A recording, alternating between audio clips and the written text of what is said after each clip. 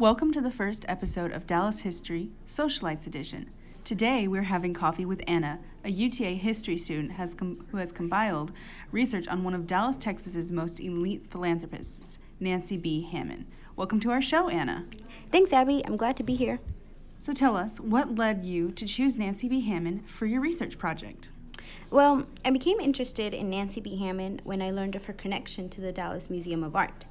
She was actually one of the financial contributors to the building of the museum, which I frequent and I enjoy visiting during the summer months. Wow, that's one of our favorite locations too. We love it because it connects us to exhibits from around the world.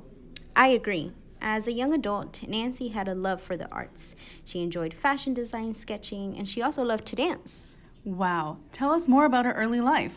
Of course. She was born Nancy Blackburn in San Antonio, Texas on December 12, 1918. She briefly studied paleontology at the University of Texas, but she did not complete her degree and went on to perform in the Hollywood industry as a dancer from David Lickney's dance company, and she danced in musicals such as The Heat's On as well as other films. Did she pursue a career in fine arts? She did not. She only spent a brief time in Hollywood, but she continued to sketch throughout her life as a hobby.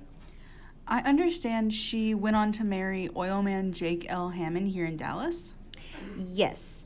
Jake L. Hamon achieved success through a partnership with Edwin B. Cox in Oklahoma, and after the success of their oil business, they amicably parted, and now a millionaire, Hamon moved to Dallas.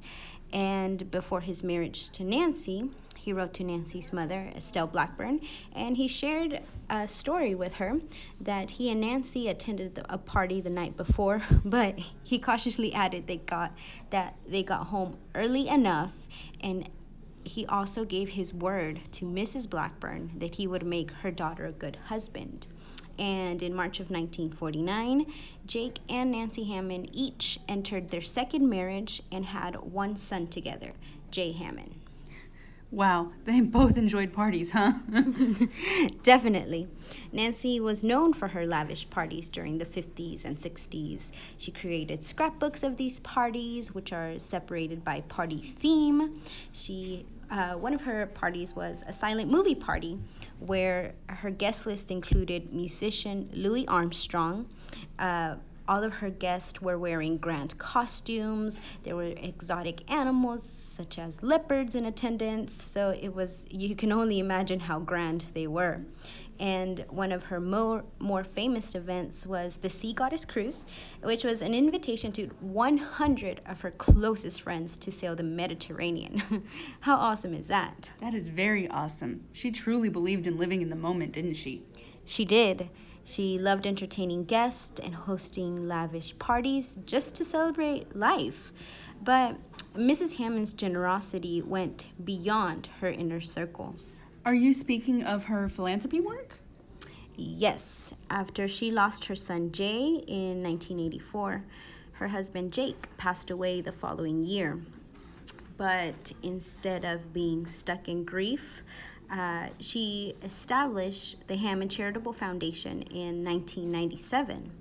And through this foundation, she supported literacy through the Barbara Bush Foundation for Family Literacy, health research through Texas Southern Medical Center, and fine arts through the Dallas Museum of Art, among many other institutions. Ms. Hamon had a close relationship with the Bush family, and besides receiving thank you letters for her yearly contributions to the Family Literacy Program and the Laura Bush Foundation for America's Libraries, she often received happy birthday wishes, White House dinner invitations, and condolences when needed from, at the time, President George H.W. Bush and First Lady Laura Bush.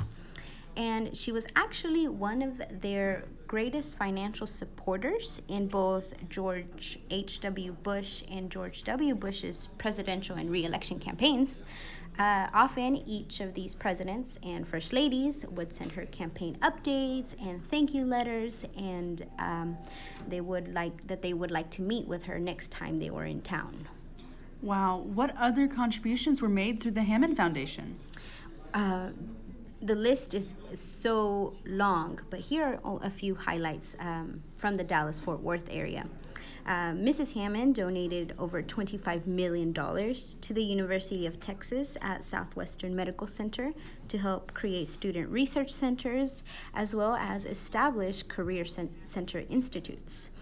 She also went on to donate $20 million to help with the construction of the Dallas Museum of Art, and later donated $20 million more for the construction of the Nancy and Jake L. Hamon building on DMA grounds.